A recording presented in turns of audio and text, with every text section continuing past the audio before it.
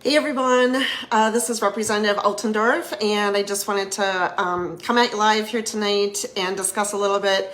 Governor Walz just signed into Minnesota law today, the Blackout Bill. Let's go black. Oh, I guess that didn't work, sorry.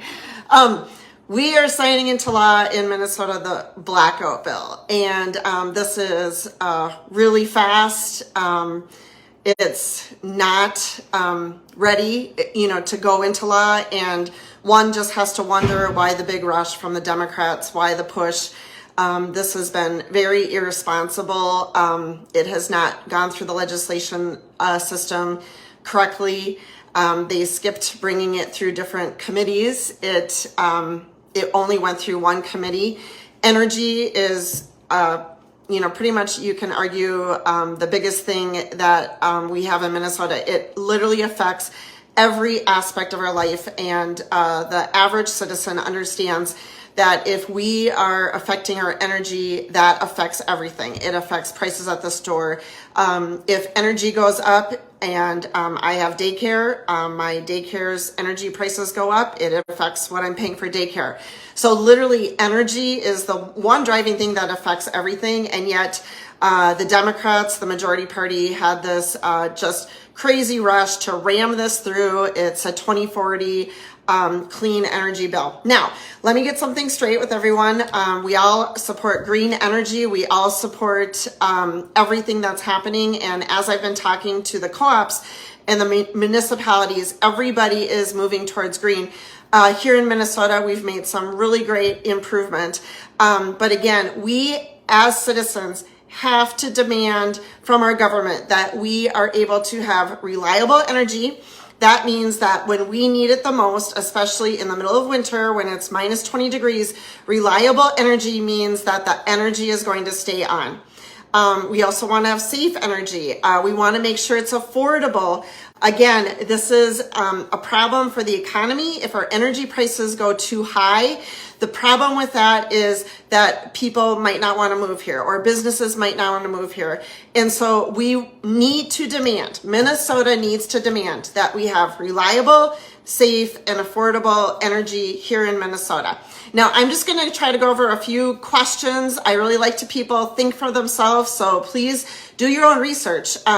But I'm going to go through a few questions, and then please do your own research just to get you thinking about some of these things. So Minnesota, globally, we account for 0.3% of the global energy consumption, 0.3%. And so although it's super noble to want to go carbon free and to reduce our carbon, that's great. We all want, again, everybody's moving towards green energy. The problem is when we're pushing something, when we're mandating things that we as a state just are not ready to do. So remember that number. Minnesota is 0.3% of the total global energy consumption. So as we're reducing, countries like China are building coal factory after coal factory. Now, I'm not suggesting doing that, but we have to do a cost risk analysis.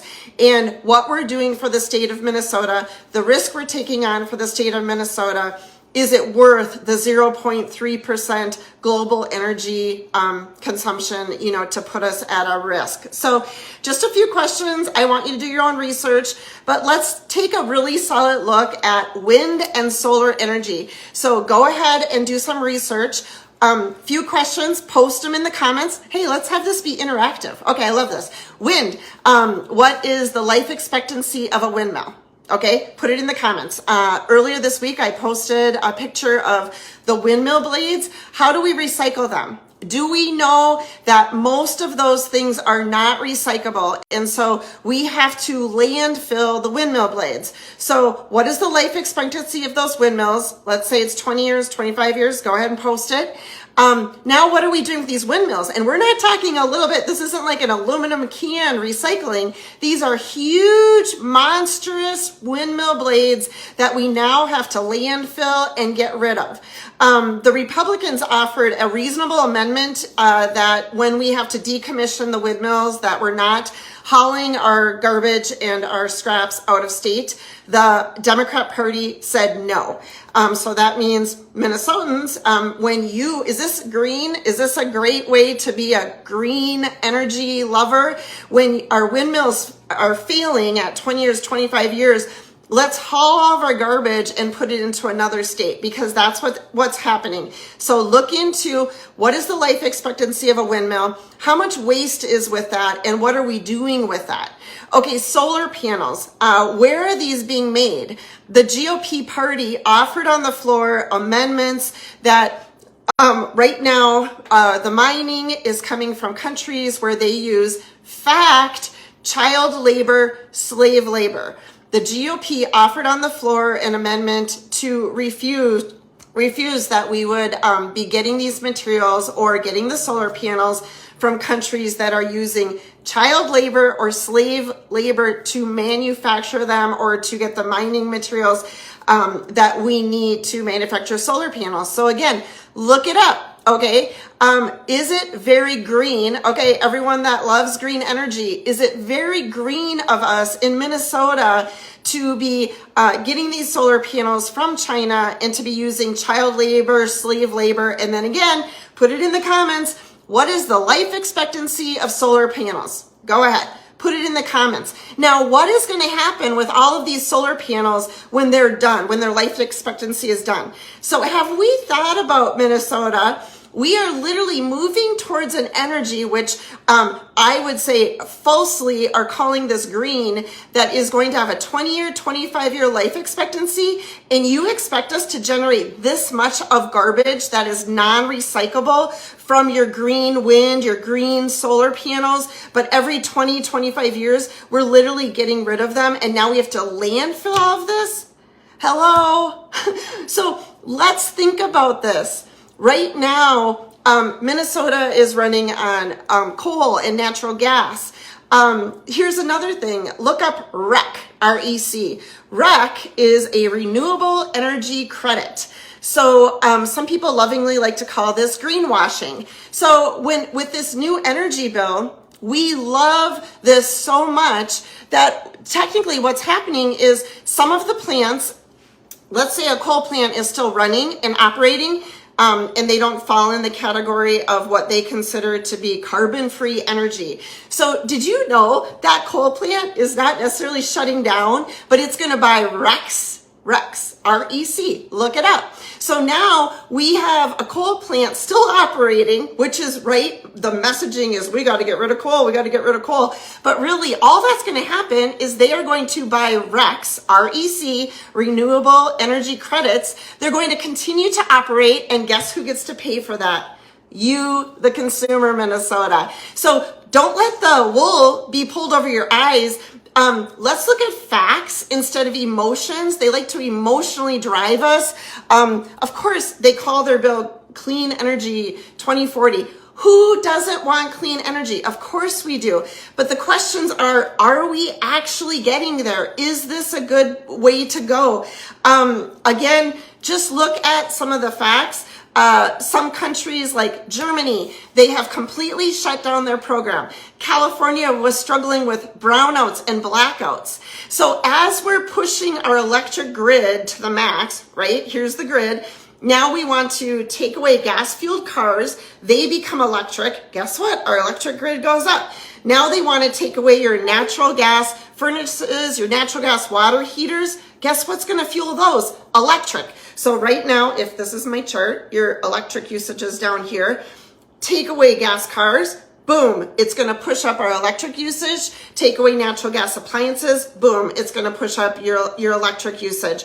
So the numbers don't match their words. They say that they want to go to this clean energy, carbon-free. It all sounds great and it all sounds pretty, but we have to use a little bit of common sense. As we are eliminating these other sources, it's going to drive our electric usage higher and higher. And if you want to research the amount of solar panels we would have to put across Minnesota to replace all of our coal plants. If you want to research how many windmill farms we would have to put up all across Minnesota to replace our coal plants. But again, we want reliable energy. Right now in February, it is nothing for you to drive by a solar farm and to see them, the panels covered in snow. It's nothing to drive by a windmill farm and the windmills are not spinning.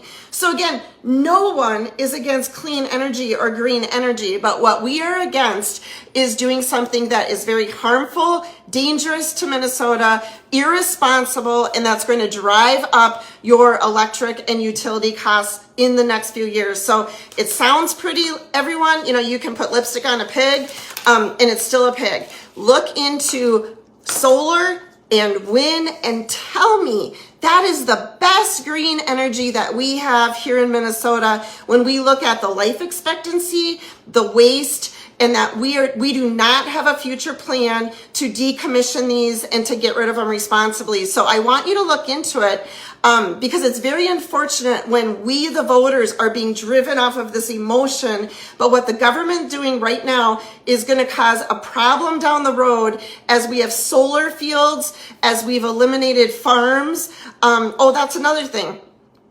Has anyone ever thought, as we add all these solar farms, as we add the wind farms, how are we, how are we getting the electric from there to where we need it to go? We're going to have to add transmission lines. And again, this is thousands and thousands of miles of transmission lines. We have been here fighting. We have been trying to be a voice of reason. We want to move towards green energy. We want clean energy here in Minnesota. Of course we do.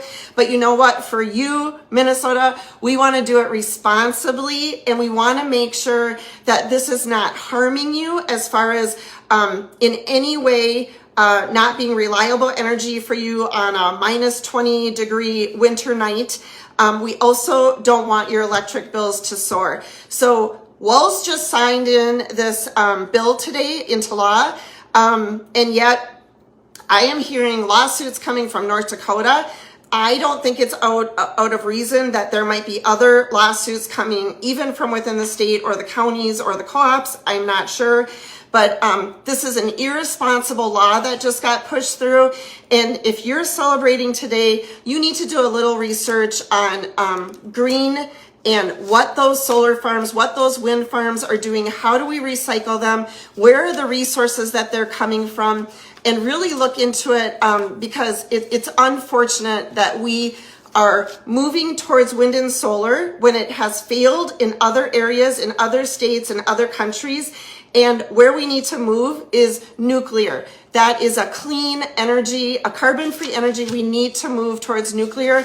And yet your Democrat Party in Minnesota is ignoring the one and best option for us to have in the future. So that's just a little update for me.